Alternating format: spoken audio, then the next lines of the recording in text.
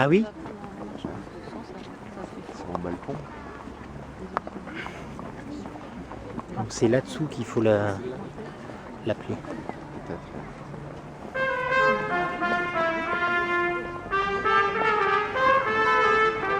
C'est Pierre l'éprouvé. Elle vous chanterait la légende des Amaury. Seigneur dès maintenant au XIIIe siècle, en ces lieux était encore un château fort. Depuis ce temps reculé, des familles en familles, des girons en girons, le château et son nom ont traversé l'histoire. Jusqu'à ce mois de décembre 1674, en 2 jours après Noël, le domaine est acquis par une certaine dame Françoise d'Aubigné. Elle était née dans la prison des Niort en Poitou, et son destin extraordinaire fut de devenir la marquise de Maintenon, épouse secrète du roi Louis XIV. Dans un instant s'ouvrira ce lourd rideau, et vous serez entraînés dans la coulisse improbable de cette histoire, de ce destin fabuleux, à la frontière du conte. Mais l'histoire ne s'arrête pas là, et nous allons vous la conter jusqu'à la fin. Elle commence ainsi. Il était une fois un fabuleux Noël au château de la reine sans couronne. Il était une fois le château de Maintenon.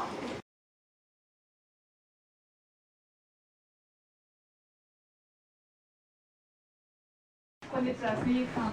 Bonsoir. Bonsoir, messieurs, dames. Entrez, entrez. Entrez. Entrez. Bonsoir, messieurs, dames. Bonsoir. Bienvenue, faites place. Bienvenue, Entrez bonsoir. jusqu'au bout. Allez-y, Allez, allez-y. prenez place.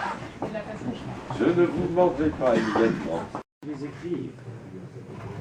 Et pour être l'auteur d'un bon nombre d'entre eux, je puis vous confier l'origine du plus célèbre qui soit.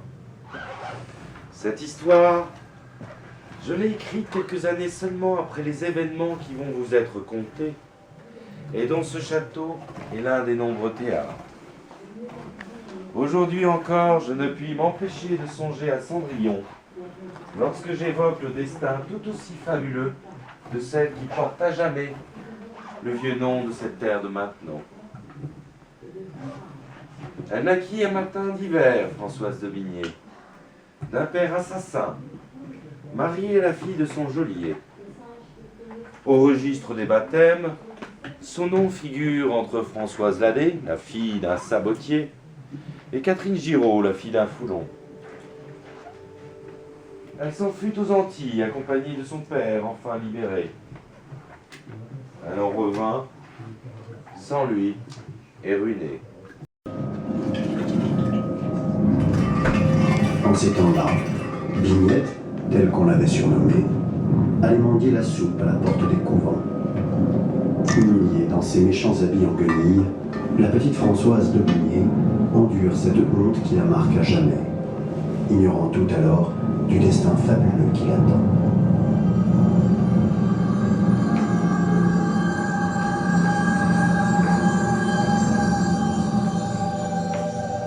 Regarde-moi, mon enfant. Et maintenant... On la plaça chez sa marraine, une carabosse mauvaise, assez riche pour avoir un carrosse à 6 chevaux, mais qui habillait la pauvrette des vieux habits de ses cousines. Celle-ci ne tarda pas à la placer au couvent. Elle y fut tentée si bien qu'elle résolut de ne plus y demeurer un seul instant. Âgée de 16 ans à peine, préférant le mariage au cloître, la vie du monde à celle des ordres, Françoise d'Aubigné épouse un poète estropié, le sieur Paul Scarron, qui endormait ses misères en tenant à Paris salon d'esprit et de gaieté. Nous sommes en 1652, Louis XIV a 15 ans.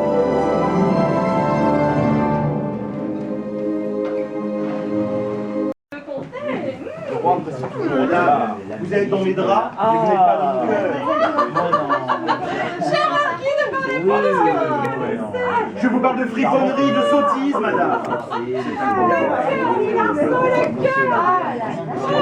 Mademoiselle de l'Enclos qui a sauvé Non, madame. Mademoiselle de l'Enclos. Ah oui. J'avais quelques réserves quand on fait le officiel à la cour. Tu en attends quelle, madame? J'en ai Je vous assure. Riez, madame, riez.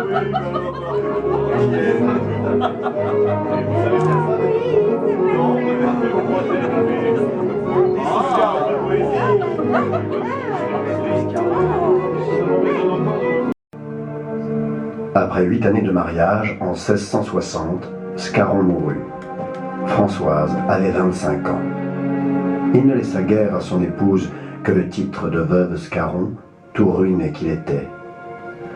Françoise n'avait d'autre fortune que sa réputation, son charme, son esprit et quelques bonnes amies bien en cours qu'elle avait pris soin de se faire et qui allaient changer le cours de sa vie.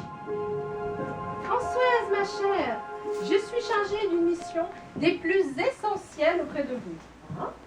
Notre amie Athénaïs de Rochechouart-Mortemart, la marquise de Montespan en personne, souhaite que vous preniez soin de l'enfant qu'elle vient d'avoir en secret avec le roi. Moi? Oui. Mais pour quelle raison me ferait-on cette sorte d'honneur si singulier? C'est qu'elle connaît votre esprit, votre vertu et la parfaite discrétion dont vous usez quand on vous met dans un secret. Notez que vous ne perdrez rien pour vous charger de l'enfant. On gagne toujours à servir le roi, dans quelque emploi qu'on soit. Elle traitait à leur demi-sœur comme une domestique. Elle la faisait travailler du matin jusqu'au soir. C'était elle qui lavait le linge. Françoise d'Aubigné, elle disparut alors des sociétés de Paris aussi soudainement que si quelques sorciers l'en avaient enlevée sur un nuage. S'échappant des chasses à Meudon, en grand secret, sans être précédé ni suivi, le roi vint de plus en plus visiter ses enfants et du même coup leur gouvernante.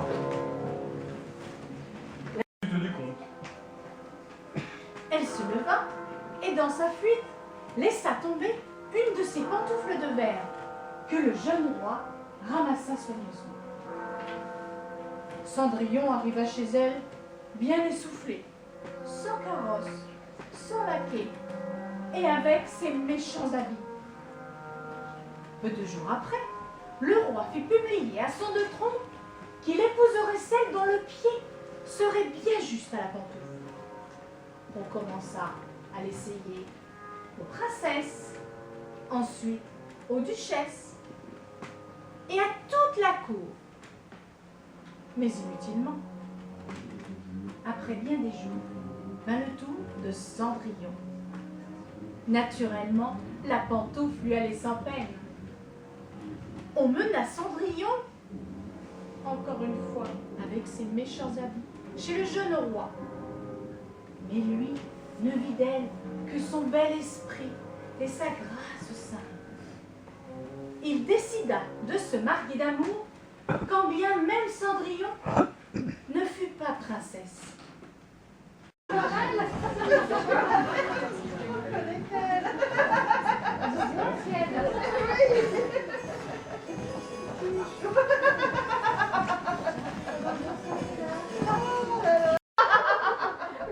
Sans doute croit-elle nous faire oublier d'où elle vient.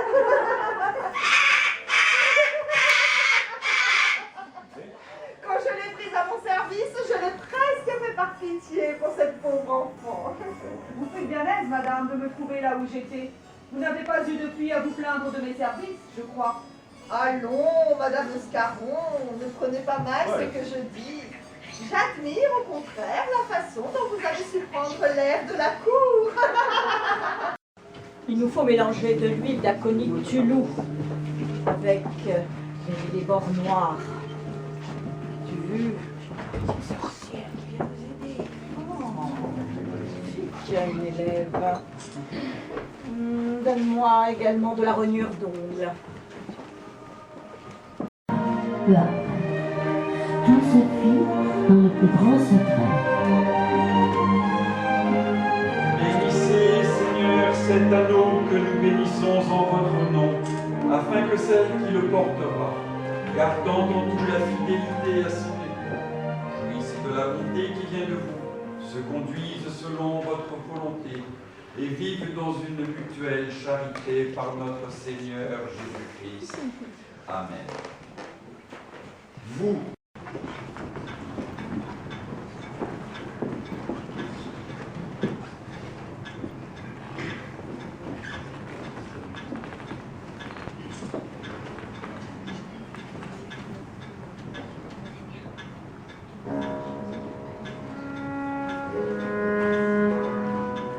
ce temps-là, le roi était au sommet de sa gloire et de sa puissance. Parce qu'il avait pris coutume de travailler dans la chambre de Madame de Maintenon, on crut qu'elle avait une grande part aux affaires de l'État. Cela ne fut vrai que dans les 10 dernières années du règne les plus sombres. Celles-ci ne furent qu'une longue suite de malheurs, d'effondrements militaires, un flot ininterrompu de larmes et de sang. La famine, la ruine, le froid, la peste, la guerre, la débâcle, les deuils, rien ne fut épargné au roi. Sire, personne n'ose vous le dire. Cette guerre où nous sommes pour la succession d'Espagne. Eh bien, madame? Sire, Neustadt est une grande défaite pour le royaume. Votre Majesté a perdu près de 30 000 hommes sur le Danube. Être les plus illustres, monsieur. Ambassadeur. Très réussi. Oui, très bien. Celui-ci également, n'est-ce pas? Cardinal. Le cardinal. Oui, que j'apprécie. Évêque.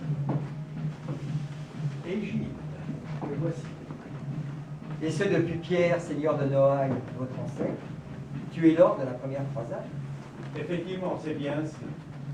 Et conformément à votre demande, j'ai reproduit le portrait de Madame de Maintenon et de sa nièce, que vous allez découvrir et admirer.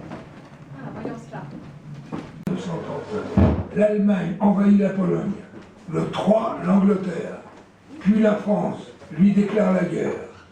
Ce même jour, l'amiral Darlan, commandant en chef des forces maritimes françaises, installe son état-major dans un nouveau poste de commandement tenu secret.